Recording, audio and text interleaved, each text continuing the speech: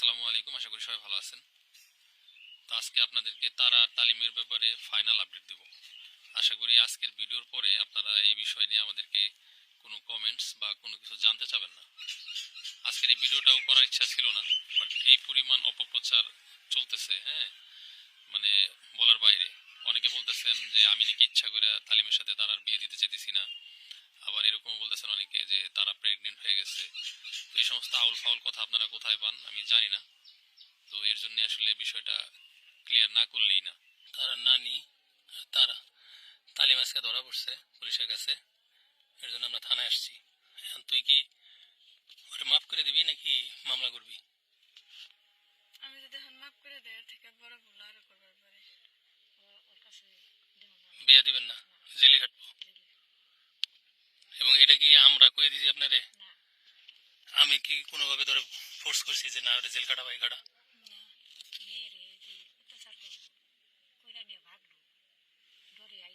আইলো না, হ্যাঁ পুলিশই ধরলো। বারবার কইলাম যে আইসা একটু ওর সাথে বয়, 10 মিনিট কথা কয়। ওর সাথে কথা কইবার যদি পুলিশে ধরতো হেডার জন্য আমাকে দোষারোপ করলে করতে পারতো। এই পুলিশ ওর দাবড়িয়ে ধরলো, পলিয়ে থাকা অবস্থায় ধরলো। এটাই দুঃখ আর কি আমাকে। এখন তালিম কেন জেলে গেল, কি অপরাধে জেলে গেল, সেটা আসলে আইনের ব্যাপার।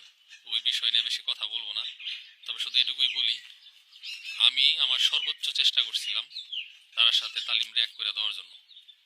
কিন্তু 14 তারিখ ডিসেম্বরের যেদিন গেছিল ওই বাড়িতে, সেদিন তো রীতিমতো ওরে অপমান করছে, আমাদেরকেও যথেষ্ট পরিমাণ অপমান করছে ওর ফ্যামিলির লোকজন। মুগুর বোধার কেমন বের করে দিল?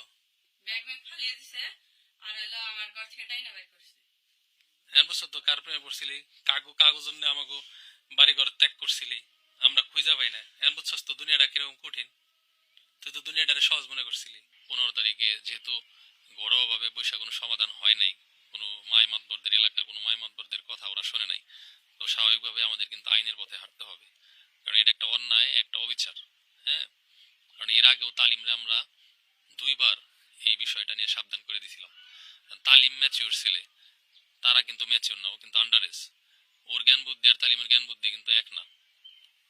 তো ওরে সাবধান করে দেওয়ার পরও কেন ও তৃতীয়বার সিম্পল করলো? আর ওরে আমরা যতবারই মাফ করছি, প্রতিবার মাপের পরে অপরাধের মাত্রা আরো বাড়াইছে। যেমন এর আগের ভিডিওতে দেখাইছিলাম একটা ফুটেজ যেখানে তালিম মাপ চাইতেছে, আপনাদের নিশ্চয়ই মনে আছে। তো সেটা কিন্তু আরো 1-1.5 বছর আগের কথা।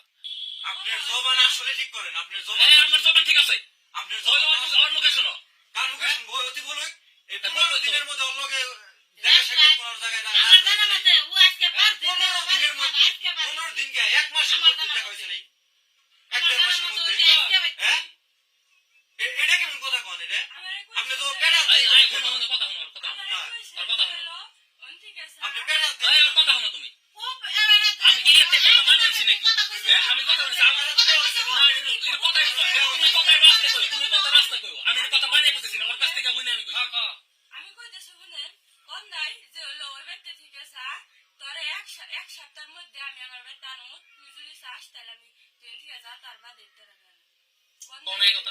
এই কথার পিছনের কারণ আছে না, যে কারণে থাক তুমি ওরে আমার বাড়ি থেকে ফুসলে নেওয়ার কেনা বলে নাই ভাই তোরে যে হইলো বলতাছে আমারে যে তোরে ওরে ভুলে যা।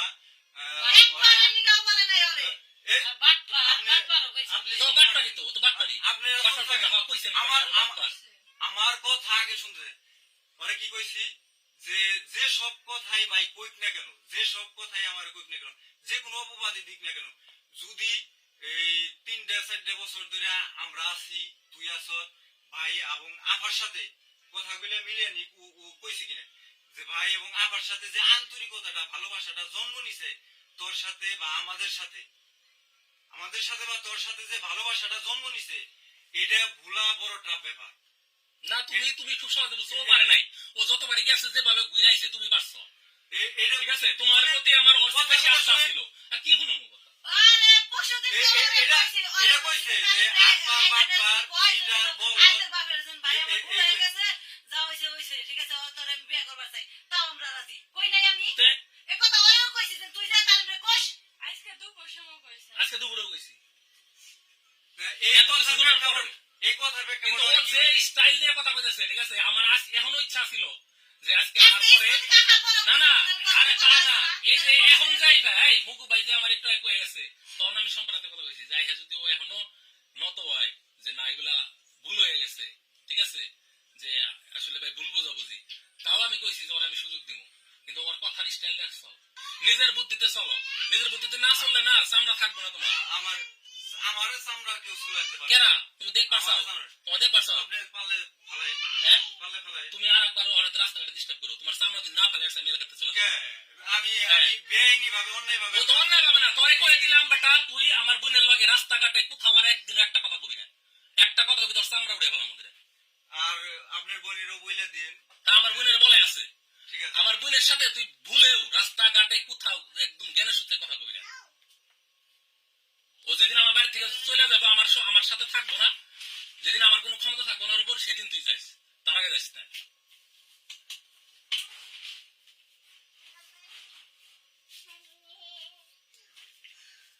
আমার ভুল আর কাপড় ঠিক করে দিচ্ছি তাহলে আপনি গার্জেন হিসেবে আমারও দুইটা ধমক দিতে পারে বড় ভাই হিসেবে থাপড় দিতে পারেন আপনি এই আমি দেখলে তো খাবার দিতামই আমি তো দেখি না দেখছে সম্পা আমার বাইরে জানার জন্য ভাবিরে জানাইতেছেন তো বাপ তোর গার্জেনে জানাইবো না কি আসছে তো আপনি তো আমার মেন গার্জেন আমি তো আপনি আইতে তো পারি না। থাকি সম্পা তোর আমার সাথে সাথে কয় নাই হ্যাঁ সাথে সাথে কয় না আমি আইতে বাবা রাখি দিছি না কি রে তা তো আমি জানি না আমার কই না তার বড় ভাই তাকে জানানো কি আমার অপরাধ এখন কি আমি যে এখন যেমন ডাইকে আনছি না আমার ওই যে ওই রাস্তায় যা তোর ধরা দরকার ছিল চৌরাস্তায় এটি এই কথাটি রাস্তায় কথা দরকার ছিল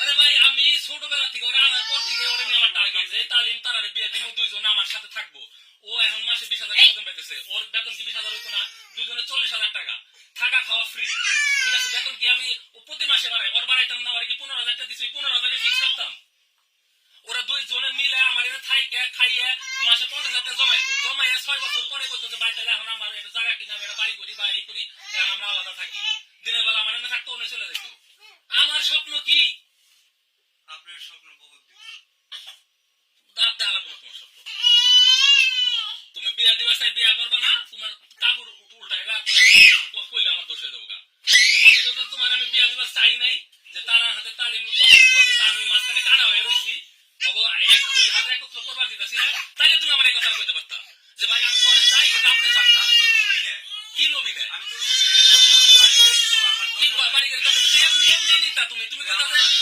তাহলে আমি প্রস্তাব দিলাম যে আমার পিকআপ টা ওরে দিয়ে দিমু ঠিক আছে আচ্ছা পিকআপ লাগবে না আমি 10 লাখ টাকা দিবার চাইলাম যে তাইলে ওটা 10 লাখ টাকা দিয়ে ও নিজে এটা ট্রাক্টর কিনে চলুক ঠিক আছে এই কথা কইছিলাম না যে ওর এটা পছন্দ না ওইটা আমার গাড়ি আমারই খায় এটা লবির কাছে তুমি লবি না তাহলে যখন প্রস্তাব দিলাম তুমি কথা ভাই যে না অসুবিধা নাই ভাই আপনি প্রস্তাব দিচ্ছেন খুশি হয়েছি আপনার টাকা পয়সা লাগবে না আমি তারা বিয়ে করুন এই মুহূর্তে করতে পারছি না কয়দিন পরে করুন এই কথা বার্তা তুমি ডাইরেক্ট না করে দিলা এবার দুলালে পোলারে দিয়ে করলাম কিনে করলাম চলে যাওয়া আমার ওটা ম্যানেজ করা হয়েছিল পরে তোর সময় বিয়ে দিব না কিনে দিয়েছিলাম আচ্ছা এরপরে তুমি ঘুরে প্রস্তাব দিলা তোমার ভাবি যে সামনে বলে জিজ্ঞাসা করেছে একবার কইছি নাকি যে না তালিমের কাছে দিমু না আমি কইছি ভাই ভাবি দিমু কিন্তু আমার জানতে হবে এই নাই বিয়ে করবো না আবার এখন 7 দিনের ভিতরে বিয়ে করা লাগবে এটা কারণটা কি আমি কারণটা জেনে নিই নাই 7 দিনের মধ্যে বিয়ে করে 7 দিনের কথা হইছে জিজ্ঞাসা করো ভাবি তাই কইছে দেখো 7 দিন বা 15 দিনের মানে কথা কইছো